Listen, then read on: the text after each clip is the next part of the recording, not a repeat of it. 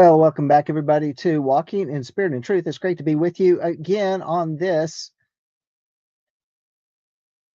edition where we're going after another look at Jubilees, where we're going to take a second look as well and see what's going on. We're just having a lot of fun here, trying to get things connected. And all I can say is we're here. All right. So I want you guys to go with me. If you've got the Book of Jubilees, and I'm using the separate version of the Book of Jubilees. We're going to go back where we left off last week, and I wanted to show you some things as just because it's interesting. Maybe we talked about it was talking about a lot of geographical locations, and so I wanted to bring in some of those things and a map to kind of look at how the land was divided between Japheth and Ham and Shem. So let's take a look right here. We're going to open that up and move this over. Take a look at it. I'm going to share my screen with you real quickly. And remember we were talking about all these geographical locations. Well, Pastor Sandy had done a lot of work, and she had actually put in a lot of time putting together some maps about, what did everything look like. We actually talked about it during Torah portion during Chayesh Sarai. That's a few weeks back, and she put some maps together on her study notes and gave them out to everybody. So that's what I'm bringing into the picture, so that everybody can see what that was about. So let's take that here, and yeah, there we go. All right, I did share my screen. It's good, but it needs to be bigger. We're going to do that so everybody can see. Okay, this is a map during the time of Noah, and we're going to get into that here in just a second. So if you're with us for the first time at Life Worship Ministries, at Walking in the Spirit of Truth here on LambNetwork.tv, I'm so glad that you are. And like, share, and subscribe, because we're going through the Book of Jubilees, and we're not doing it in terms of like this is a study, in-depth Bible study. No, this is an adventure. We're discovering things. We're opening up things. We're taking a look at the influences of these extra writings and how they affect our faith, and how they've affected even the Torah and the writings and the prophets and the Brit Hadashah, and as it forms out a full picture in our faith and what we believe and what we're walking through. And so we want to give people tools to understand, for a greater understanding of where we come from and what our roots are. And I think this is very important, because as I was sharing with somebody earlier about this, is that, the path is very narrow, and our whole journey at Life of Worship Ministries is all about the truth. I'd have to say that it's a process of being red pilled into the truth. And everybody knows what type of time of season this is. This is the Christmas season, that people are putting up their trees and buying presents and doing all that sort of stuff. And they say, yeah, it's a time that we celebrate Jesus' birth and all that. And yet, in this conversation that I was having with this person, it's like, but it's like being red pilled in terms of what's going on in our culture and our politics and the life that we're in, and being awakened to the truth, and our spiritual walk is no different, because our desire is always for the truth. Our desire is always to find out what does Yah say? What does he say about our life, our past, our history, and our present, and our future? And this is part of the uncovering, the revealing, the pulling back the layers. And I think Jubilees is a big part of that. And so, as we've talked about before, Moses goes up on the mountain, and I think he's getting a red pill moment. I mean, Moses probably knew a lot and probably understood a lot, because, they they understood their history better. I think they understood their history back then because they passed down the family stories from generation to generation to generation. Nowadays, nobody remembers. Nobody really knows who their grandparents were and what they did. What was their lifestyle? Where did they come from? What did they endure? What are the challenges that they had? What made them who they are, and the strengths that they have? And I think so. When it comes to our faith, Moses, I think there are certain things that when he went to the mountain, he understood certain things, but when he went up there on top and he was up there for 40 days and he was getting a download and a full understanding of not just who he was, but who his family heritage was. And this is where we get jubilees and all of the different connections that go with it. And it's important for us to know that because otherwise, if we didn't do this journey, we would probably still be putting up Christmas trees and buying presents and all sorts of different things. But no, we desire the truth and we desire to see people set free. That was part of our journey.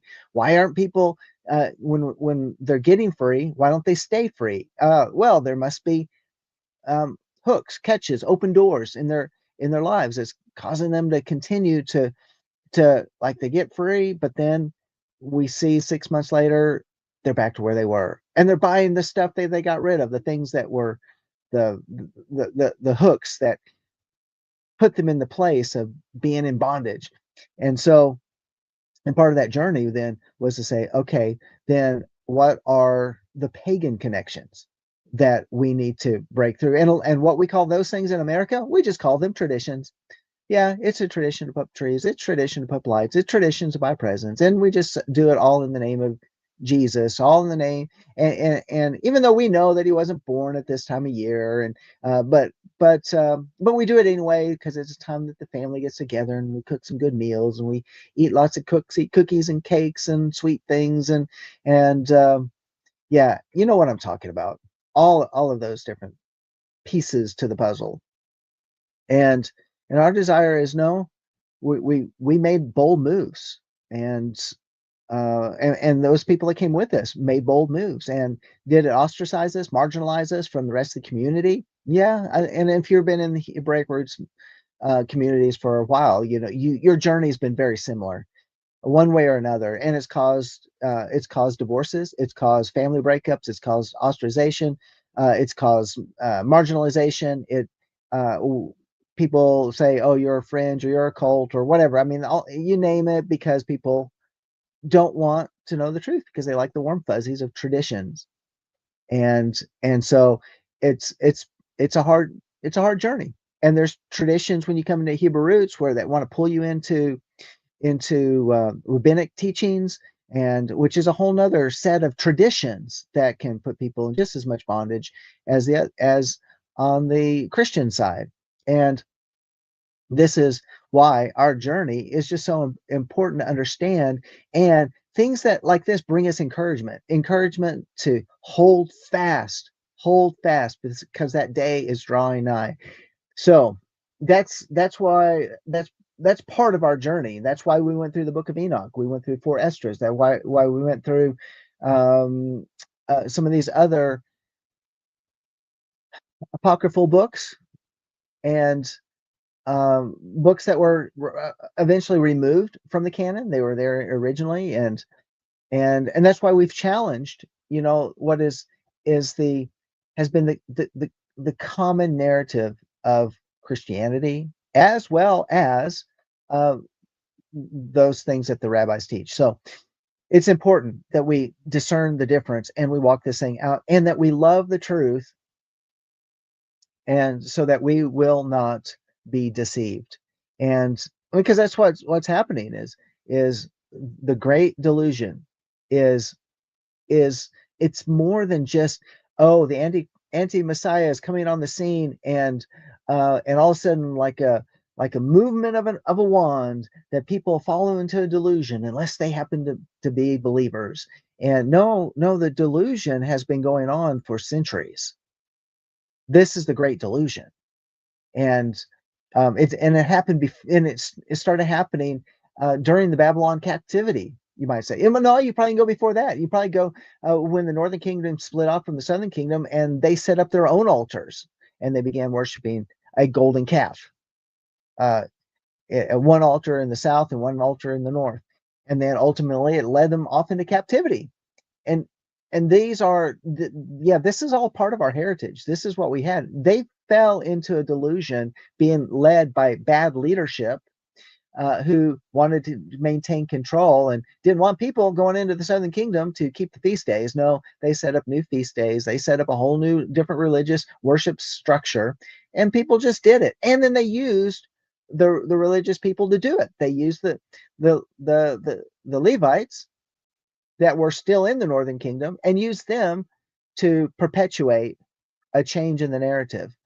And so just because someone comes in a robe, maybe has a long beard, or just because someone comes and they've got a collar, or because they have a bumper sticker or a license plate that says clergy so they can park in a particular place at the hospital, it doesn't mean that, that they've got all the answers and we should follow them, and that their system in is accurate. They may be as accurate as they want to believe, and as they want you to believe that they believe.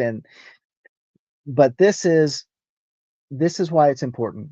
It's important for us to go on these adventures, and this is why it's significant, why we're looking in the book of Jubilees. Life of Worship Ministries here in Amarillo, Texas. We meet on Shabbat at the Staybridge Inn behind Mardell. And so if you're in town, you're coming through, come join us. If you're pulling an RV, there's parking. And come on in. We have a time where we study the Torah at noon Central Time, and we're online as well at Life of Worship Ministries Life of Worship Ministries YouTube channel. So just join us over there. Go in there and make sure you subscribe and set up notifications so when we go live, then you know we're there. And then also we meet. We do that for a couple hours. Come back an hour later at 3 p.m. Central Time, where we have a time for praise, worship, ministry, and followed by a second stream within that encounter service, and that is for a message. And we just want to be able to be a blessing to you. And we hope that you are blessed, and blessed even by staying with us here at Walking in Spirit and Truth. That's very important. We don't want to just be blowing hot air. We want to actually give you something to chew on. So, all right.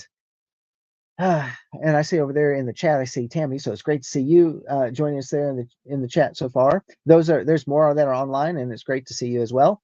Glad you can be part. And let's see what we can do here in the book of Jubilees. Now, last week, okay, we were running through. Well, it was just a breakdown of how the land was divided by Noah, and we mentioned a lot of different names, and this, some rivers and dividing lines, and and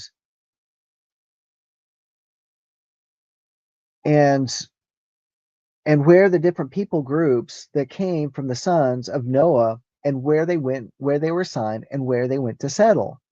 And this is what this map is right here. So if you're looking at this map, you can see that it's the Pangea. It's before the continent split up, after the time of the flood, before the continent split up.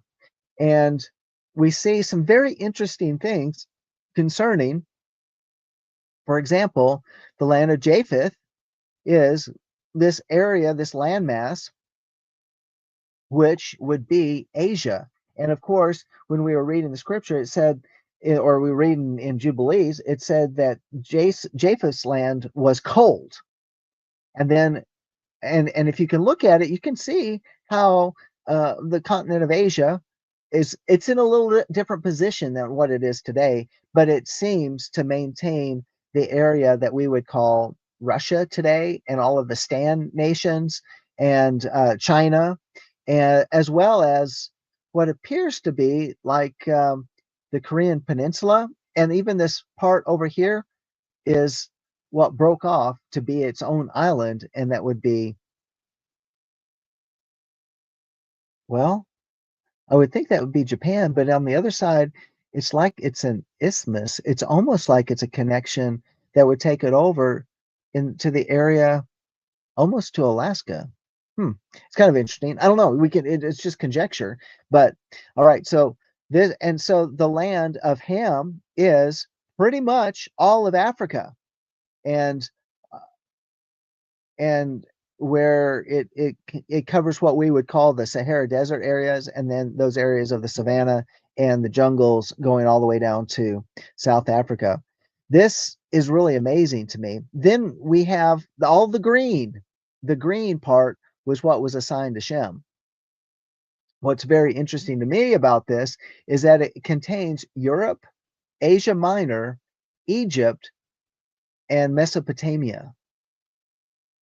So how you can even see what would appear to be like Mesopotamia right here underneath this blue arrow on the northern part of what we would call Africa today is where Mesopotamia was located.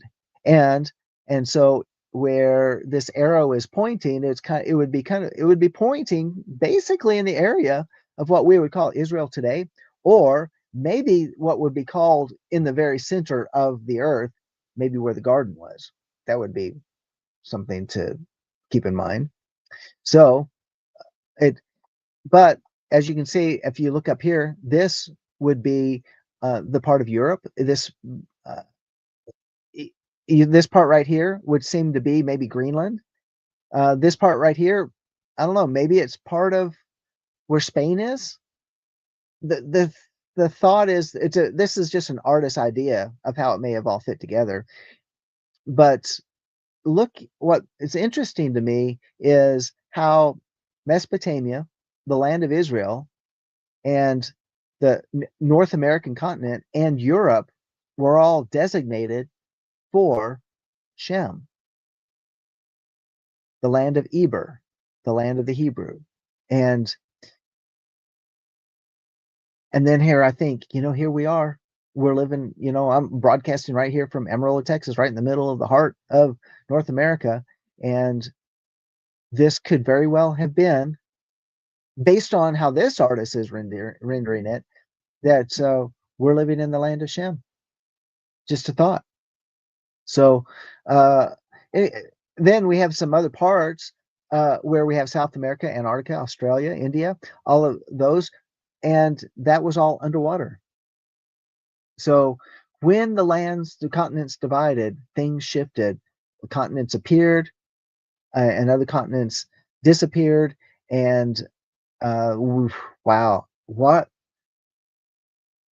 I can't imagine how the earth shook as the continents all began to shift and split apart and form what we have and what we know today. And this is generally that map.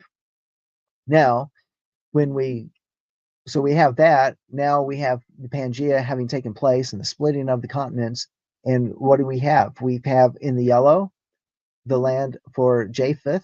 We have the green, which covers part of North Africa.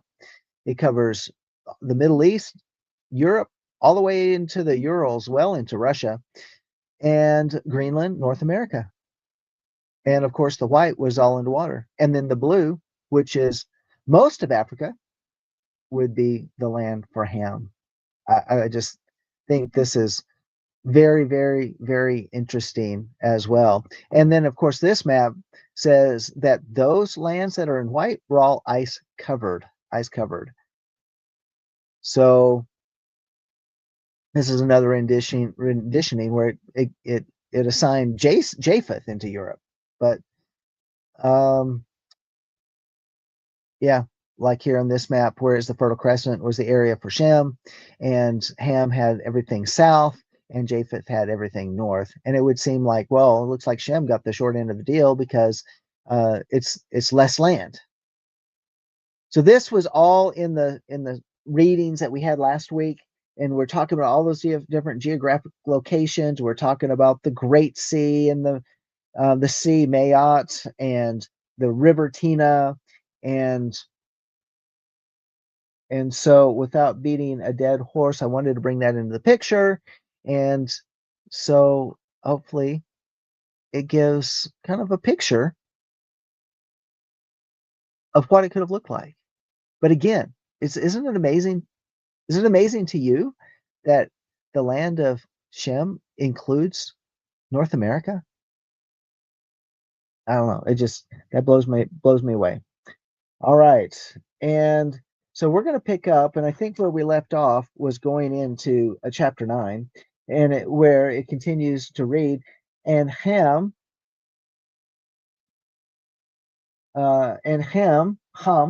divided amongst his sons, and the first portion among came forth from Cush towards the east and to the west of him for Mitzrayim. And well, let's just pull that map back up again. Let's put that back on there.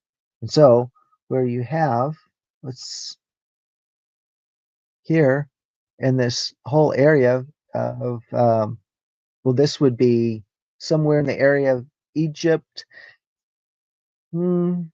probably somewhere around here maybe, and Cush would be right next to it, would be Libya, west of him for Put, and to the west of him, and to the west thereof on the sea for Canaan. And so, yeah, interesting. Okay, or if you look at this map, you take it even further.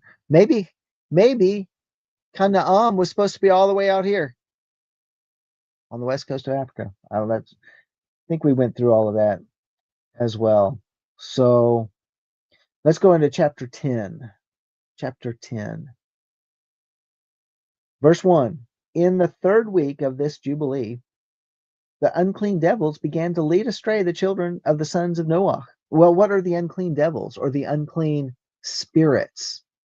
The unclean ruachs. It's interesting that it wasn't translated as ruach here, the unclean, but if the spirits are the disembodied spirits from the giants, they have no place to go because they're neither human nor angelic, and all they are left to roam the earth.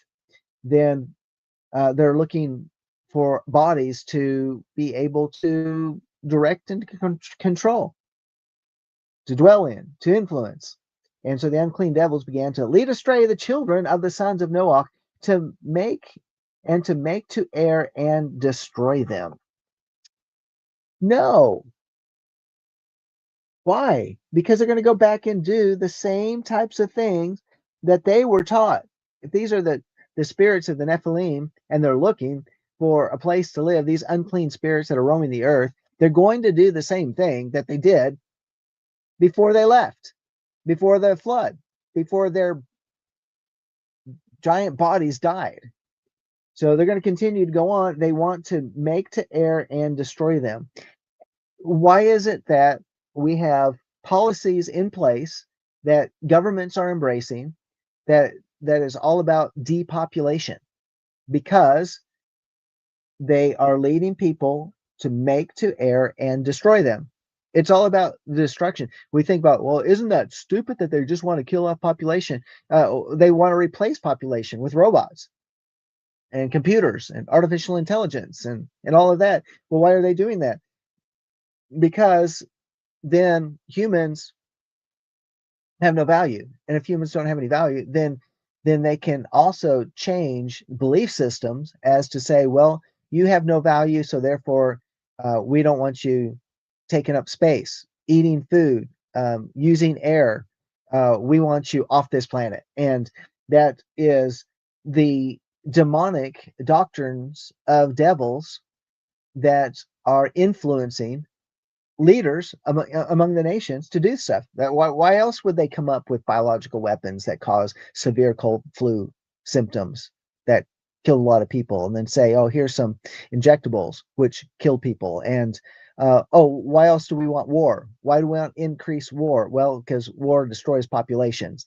And what happens if there's nobody to work the farms, and the farms aren't producing food because you don't have people working the farms, and then you can't get food to the market?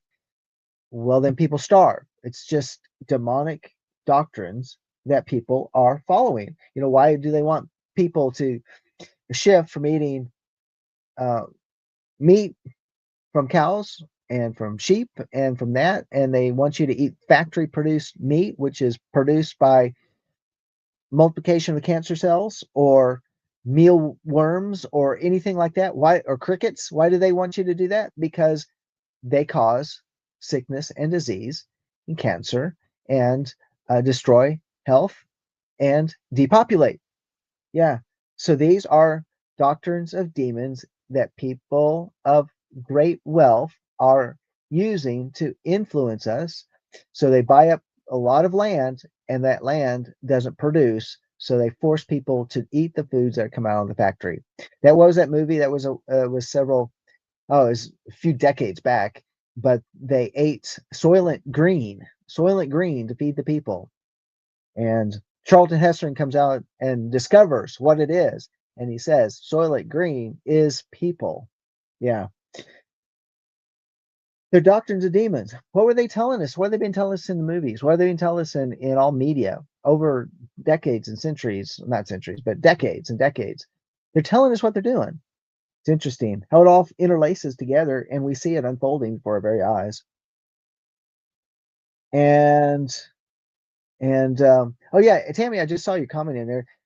Those areas are the mildest climate areas on Earth. Yeah, exactly. That was the area of Shem, where it was neither hot nor cold. It was the mild climate areas. What a blessing it is to be able to live in those areas like that. And the sons of Noah came to Noah, their leader, their father, and they told him concerning the devils which were leading astray and blinding and slaying his son's sons, so his grandsons. And he prayed before Yahweh, Elohehu, and said, Elohim of the Ruachot of all flesh, who has shown mercy unto me, and has saved me and my sons from the waters of the flood, and has not caused me to perish as you did the sons of perdition. For your grace has been great towards me, and great has been your mercy to my soul. Let your grace be lifted up upon my sons, and let not wicked Ruachot rule over them, lest they should destroy them from the earth. But do you bless me and my sons, that we may increase and multiply and replenish the earth. And you know how your watchers, the fathers of those Ruachots, acted in my day. And as for these Ruachot which are living, imprison them and hold them fast in the place of condemnation, and let them not bring destruction on the sons of your servant, my Elohim. For these are malignant and created in order to destroy, and let them not rule over the Ruach for of the living, for you alone can exercise dominion over them, and let them not have power over the sons of the righteous from henceforth and forevermore. And Yahweh Eloheinu bade us to bind all. And the chief, well, wait, let's stop right there. Okay, so what's he praying? Isn't it interesting? One, he's recognizing that he's got a job to do. The purpose is to multiply and replenish the earth, and it needs to be fulfilled. That's one of the purposes for which Yahweh's called him to do. And then the next thing is he's recognizing the watchers and what they did and the evil that they did, and how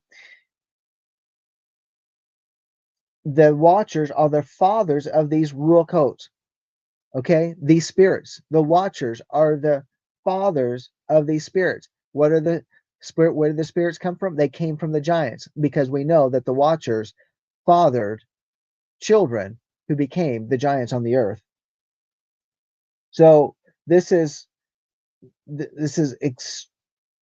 extremely interesting, extremely important, and for us to understand that these are the same things that we battle today. And it says, and for these Ruachot which are living, imprison them and hold them fast in the place of condemnation, and let them not bring destruction on the sons of your servant, my Elohim. And for these are malignant and created in order to destroy. And um, isn't that sinister? Don't you think that the watchers actually knew, that they actually understood that the spirits of their offspring, the giants, when the giants died, would continue to destroy? to be malignant, to be a weapon to be used against humanity. That it was more than just them being infatuated with Earth women, these watchers. It was about they're going to produce offspring that would be able to destroy humanity. What was it? What evil was in their heart that they hated humanity so much that not only that the giants would be able to destroy humanity, but in their death, their spirits would have no place to go, but they would continue with being malignant and continue with their purpose to destroy. Just saying. Let them not rule over the rule coach of the living. In other words, don't let them rule over the spirits of the living. Why? Because it's their they want our spirits to die. Sadly, we see that in much of humanity today, such evil that's going on around us. And where does it come from? It comes from the evil. It's more than just an evil inclination, as if it's a bad trait of the personality. Uh, I understand in terms there's weakness of the flesh, but on the other side of it, the enemy will take advantage of the flesh in its weaknesses. I think that's where we also need to know and to understand. And you think, uh, like these criminals, read more about some other criminals. One guy was let off the hook after committing felonies 12 times already this year. So it's not only just here's a criminal that continues to be set free by a judge, but the judge who is letting the criminal be set free. I mean, that what evil influence is that? They're like, well, they're just following this unspoken, this hidden agenda, and no, these judges do this because they're evil, and the influence of these evil rule codes of the living that are being influenced by these malignant spirits designed and created to control us, to destroy us. For you alone can exercise dominion over and let them not have power over the sons of the righteous from henceforth forevermore. Verse 7, and Yahweh Eloheinu bade us to bind all, and the chief of the Ruachot, Mastema, came and said, Yahweh, Creator, let some of them remain before me, and let them hearken to my voice, and do all that I shall say unto them. For if some of them are not left to me, I shall not be able to execute the power of my will on the sons of men. For these are for corruption and leading astray before my judgment. For great is the wickedness of the sons of men. Wow, he's just pretty honest. He's like, you got to give these to me so I can fulfill my purpose of being evil. I mean, that's what he's saying. It's like, well, I can't do my evil without having my evil soldiers. Wow, it's pretty blatant. And he's saying it before the Most High. And verse 9, and he said, let the 10th part of them remain before him, and let 9 parts descend into the place of condemnation. It's like, yeah, well, there's like a few billion of them out there. So like give me a tenth of them. And you can imprison the rest of them. I just think about this. I mean, how many of these spirits are recycled? I mean, what happens to those that, I mean, they want a body in order to operate within, and then that body dies. They destroy the body for one reason or another. It could be health, could be accident, could be drugs, could be, you name it. Whatever it did, it destroys that body. The body's no longer viable. It's dead. And so it now continues and finds another body. It's like these spirits, these evil spirits, they recycle themselves in order to fulfill the purposes. And before the time of judgment, this is what this chief of the Ruachot, Mastema, is telling us. Verse 10, and one of us he commanded that we should teach Noah all their medicines. And one of us he commanded that we should teach Noah all their medicines For he knew that they would not walk in uprightness, nor strive in righteousness. And we did according to all his words, and all the malignant evil ones we bound in the place of condemnation, and a tenth part of them we left that they might be subject before Hasatan in or on the earth. And we explained to Noah all the medicines of their diseases, together with their seductions, how he might heal them with herbs of the earth. And Noah wrote down all the things in a sefer, as we instructed him, concerning every kind of medicine. Thus the evil Ruach were precluded from hurting the sons of Noah. Wait a minute. What? Now this is also really interesting, isn't it? When you is that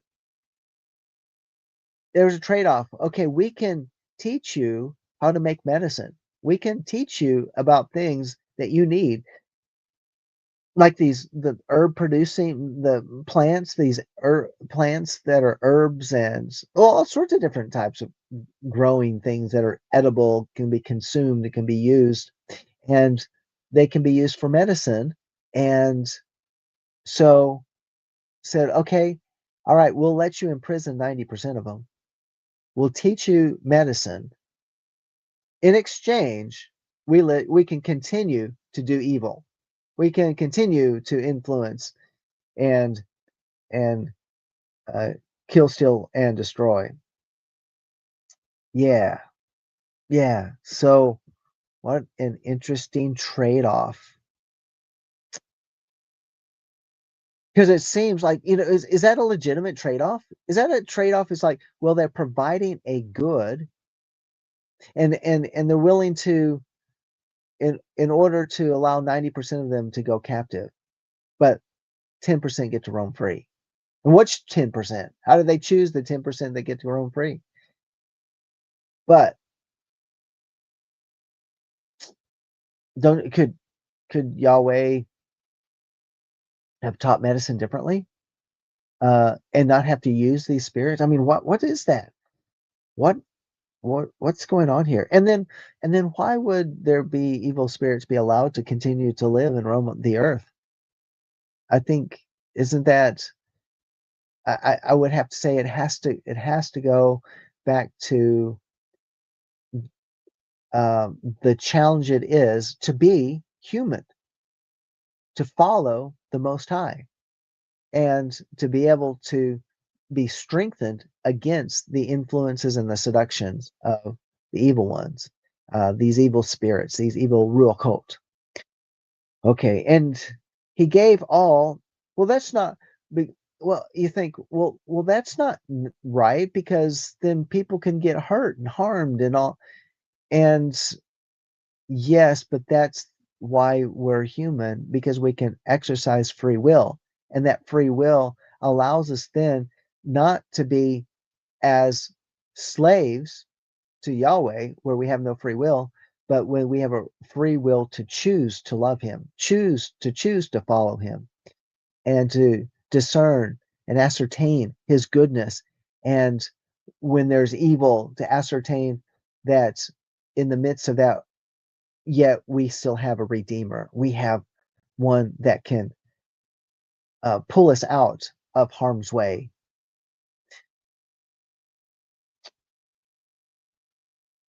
Verse 14, and he gave all that he had written to Shem, his eldest son, for he loved him exceedingly above all his sons. And Noah slept with his fathers and was buried on Mount Luvar in the land of Ararat.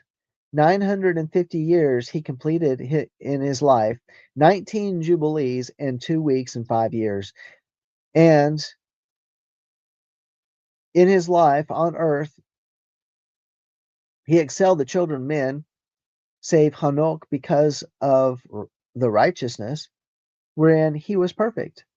For Hanuk's office was ordained for a testimony to the generations of the world, so that he should recount all the deeds of the generation until the day of judgment. And in the 33rd Jubilee, in the first year, in the second week, Peleg took to himself a woman whose name was Lamna, the daughter of Sinnar, and she bore him a son in the 4th year of this week, and he called his name Reu, for he said, Behold, the children of men have become evil through the wicked purpose of building for themselves a city and a tower in the land of Shinar.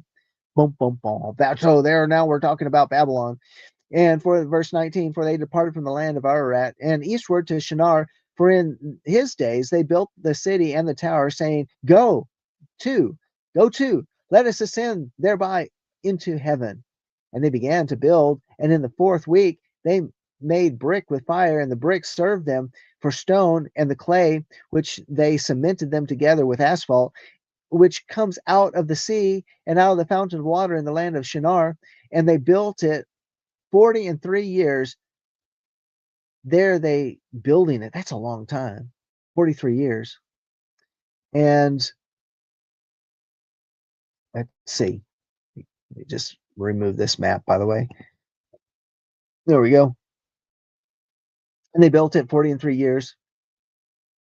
Were they building it? Its breadth was 203 bricks. And the height of a brick was the third of one. Its height mounted 5,430 cubits and 2 palms, and the extent of one wall was 13 stades, and of the other 30 stades. And Yahweh Eloheinu said unto us, Behold, they are one people. And this they began to do, and now nothing will be withholden from them. Let us go down and confound their nation, their language, that they may not understand one another's speech, and that they may be dispersed into cities and nations, and one purpose will no longer abide with them till the day of judgment. And Yahweh descended, and he descended with him to see the city and the tower which the children of men had built. And he confounded their language, and they no longer understood one another's speech. And they ceased then to build the city and the tower. For this reason, the whole land of Shinar is called Babel, because Yahweh did there confound all the languages of men, and from thence they were dispersed into the cities, which according to his language and his nation. Yeah. And Yahweh sent a mighty wind against the tower and overthrew it upon the earth. And behold, it was between Ashur and Babel in the land of Shinar, and they called its name Overthrow. In the 4th week, in the 1st year, in the beginning thereof, in the 34th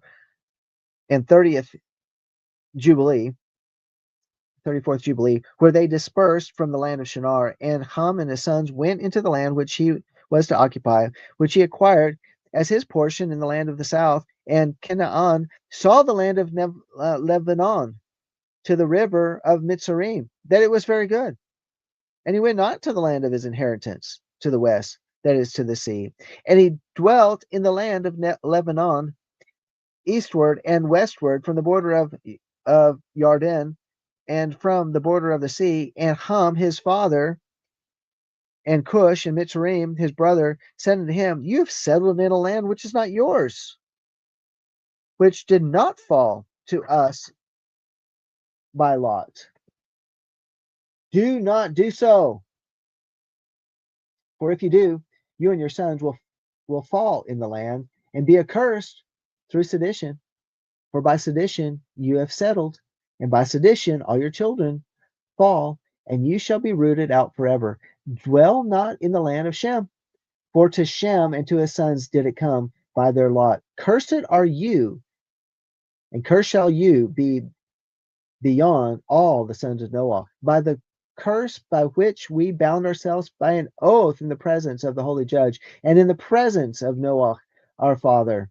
But he did not hearken unto them, and dwelt in the land of Lebanon from Hamath to the entering of Mitzrayim, he and his sons, until this day. And for this reason, that land is named Canaan. And Japheth and his sons went towards the sea and dwelt in the land of their portion. And Madai saw the land of the sea, and it did not please him. And he begged a portion from Elam and Ashur and Arphaxad, his woman's brother. And he dwelt in the land of Madai, near to his woman's brother, until this day. And he called his dwelling place and the dwelling place of his sons may die after the name of their father may die. All right, so that's about going to be it for today. Before we jump into another chapter, chapter 11, we'll be going there this next time around, y'all willing. And there you go. There's the sedition. There's the problems. There's the things that they were battling in the first family feuds. Can you imagine that? Why are they doing that? Why are they doing the family feud thing? They're battling against themselves. I was just told it wasn't the first family feud. Well, it's certainly a battle, and it was certainly a feud. And well, you'd say the first family feud goes back to Cain and Abel. So yeah, but nevertheless, there's still more work where the enemy is trying to come in and destroy and divide up the family and all that fun stuff. And no wonder. I mean, that's why even today there's still a battle over the land, because somebody didn't want to go and dwell in the place they were supposed to dwell. Yeah. And so, Tammy, I don't know why my camera's zooming in and out, but I gotta go. It's time. It's a weird setting. Something changed. We'll figure it out. But in the meantime, y'all have a great week. Thank you for being part of Walking in the Spirit of Truth. Like, share, and subscribe. Make sure you do that on the way out. Give us a thumbs up. And until next time, this is John Craig for Walking in the Spirit of Truth here on the LambNetwork.tv and Life of Worship Ministries. Shalom.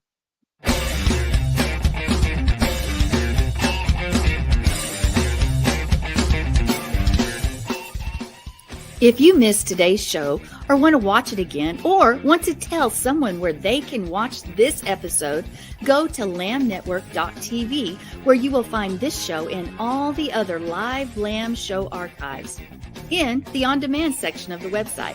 Thank you for watching, and don't forget to tell someone about the Messianic Lamb Network.